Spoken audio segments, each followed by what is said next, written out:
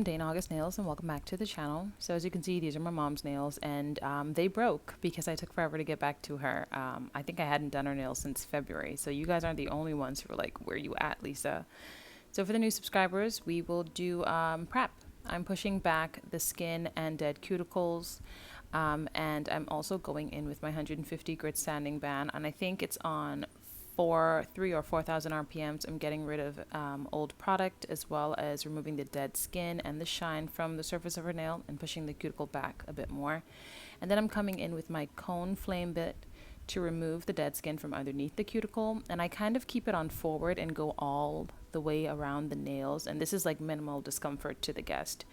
But here's another way you can do it. I'm using the flame bit and I'm going in forward mode to one side, and then I go in reverse mode. So I mean, either way works. I just find that there's, it cleans a bit better when I do that with the flame bit. And I am going in with my nippers to remove only and only the dead skin from the cuticle area. It gets flaky and white, so you should be able to tell very distinctively the difference between it and actual living skin. So I'm using this Macart glue, which it came with some press-ons that a friend had sent me, and I'm kind of loving this glue. For one thing, it didn't like crystallize in the hot temperature that is the Bahamas, So I'm using it to attach these tips that actually curve quite nicely to give like almost like a apex before I even start building the nail, So I did notice that this does take a minute to dry. So I would say apply it to the nail, give it a little, blow on it, or give it a minute or two, and then let it dry. I was trying two methods because how people put the glue directly on the free edge and then they put it on the tip, and I was like, either way works, So I'm using a curved clipper, clipping it on either side, bending it away in the center. And now I'm back in with the same 150 grit sanding band to make those, make that tip nice and flush with the nail. In some cases you see it's oversized. I'd rather it be bigger than the nail than too small, because you do need it to go from sidewall to sidewall. So I fix the excess on either side with this filing that I'm doing right now, getting it to a tapered square. And I don't mess with the free edge until I can look at it from my client's perspective. Like, how you see people filing the free edge while they've got it from their perspective? I mean, that's twice the filing. So I just wait till I can flip their hand around, and yeah. So I'm going in with dark pink from Gershion, adding a bit of the Gershion base coat, getting my Gershion polygel brush. I use the base coat to move polygel. Like, it's my favorite. So I'm just getting it nice and doused in there, as you can see, so I can move the product quite well. Now, I'm doing her nails outside. This palette I got from Shein. I'm doing her nails outside, and while I was doing her nails outside, I was having product cure on me. It was weird. So you'll see what happens. And even the base coat changed to a yellow color. It was a bit off. So I'm cleansing the nail, going in with Mia's Secret dehydrator. I think I cleansed the nail with You'Nails Prep, which is a dehydrator in its own right, but I don't know. I like the security of the Mia's Secret. Maybe when that bottle's empty, I will put the prep in there. I went in with 2 coats of Protein Bond, really scraping it in there, and once that's dried, I will go in with a thin coat of Gershion's polygel, base coat on each nail, and I will cure for 30 seconds. Only 30 seconds. Do not over cure your base coat. It will turn cloudy on you. So I'm taking a bit of the dark pink, and you know how the pinky is always like the tester nail, like you have not done it for a minute, or even if you do nails every single week, or even if you start 5 clients every single day, the pinky nail, or whatever the first nail is always the tester. So got a dollop of the dark pink polygel, and I'm going in center cuticle, making it nice and flush from center cuticle to left cuticle and down the sidewall, and I'm keeping it nice and thin, really gathering the bulk of the product to the center of the nail. Then I go back up to the center cuticle, and then I go down the right side wall, down to the free edge, keeping the bulk of the product in the center. So I'm trying to keep the sidewalls thin, the cuticle area thin, bulk product to the center, and then I start ever so lightly pushing it up, just a little bit, not so that the cuticle gets nice and fat, but so that the product can be evenly distributed in that center area. And every time you see me move my brush away from her nail, I'm just coating it in a little bit of the base coat so that it doesn't start to stick. You know, the product doesn't start sticking to the bristles and all that, 'cause that's annoying. And then once I like, you see me just moving it away from the sidewall just then. And once I like what what I've done, I've cleaned up the free edge, I give it a full cure because I'm going from hand to hand so everything can fully cure. But look at what happened because I was outside. Look at that. Base coat just cured on me. The nerve, me thinking I could do nails outside.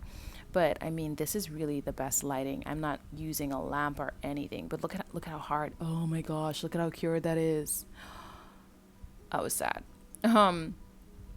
I can't remember what I did to make it not cure. And we were under shelter, so I don't even know how that happened. But put your sunscreen on, man. That's the lesson here. So we're doing another little dollop. So you see me go on from center to left side wall, down the free edge, center again, right side wall, down the free edge. Down the side wall to the free edge. Keeping bulk product in the center. Dark pink it's kind of like, actually it's darker than the regular pink acrylic that you get, because that pink acrylic that you get is never really pink though, is it? This is kind of like the second or third pink from that, where it's a nice little background color. Do you know what I mean?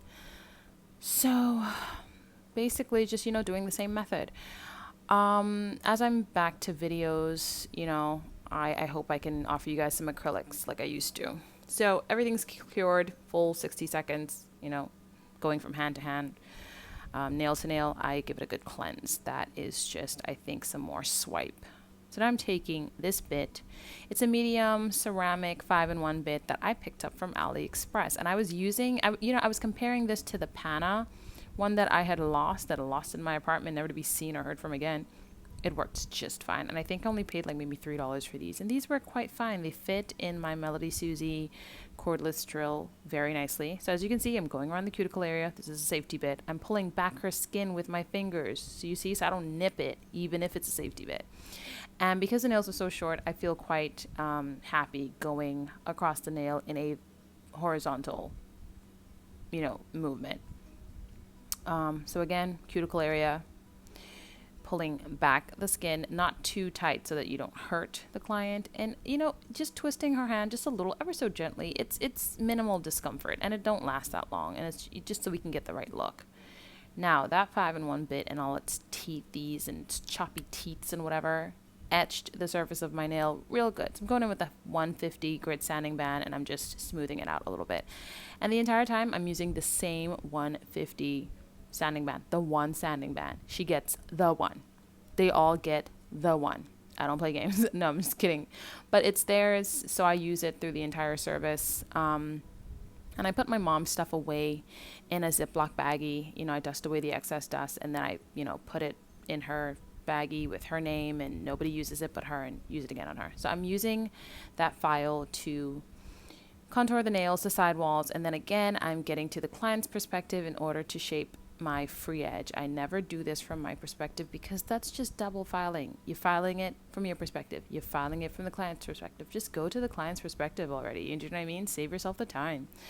Not that I'm moving very fast with nails. Pretty much still takes me 3.5 hours to 4 hours to do any set, which is weird, right? Because like more complex sets take me 4 hours, but this also takes me 4. Like, make it make sense, Lise. Anyway. So I've also buffed off camera. That's what the nails look like. Cleansed, all of that. Now, we're going in for some full cover colored nails. And I like to apply the protein bond on these nails so that I can, just feel real comfortable about my polish not chipping. So that was Lavender Violets. I can't remember what color. I hope it was 1 or something. I showed you the bottom. Look at how rich. So you're seeing this video kind of late. I did these for Mother's Day. I did her nails and her feet. So my mom went into Mother's Day styling. I went into Mother's Day looking busted. We did her hair, we did her makeup, we pedicure, manicure. I looked me and my sisters, we look crusty. But we ain't mad. Look at how rich this color is. What would we classify this color as? Like a mulberry? I don't know. I did 2 full coats, really getting it into she looks like she grew this out her nail. And I cure for 60 seconds between layers of this color. And as you can see, I alternated which fingers on each hand got this color.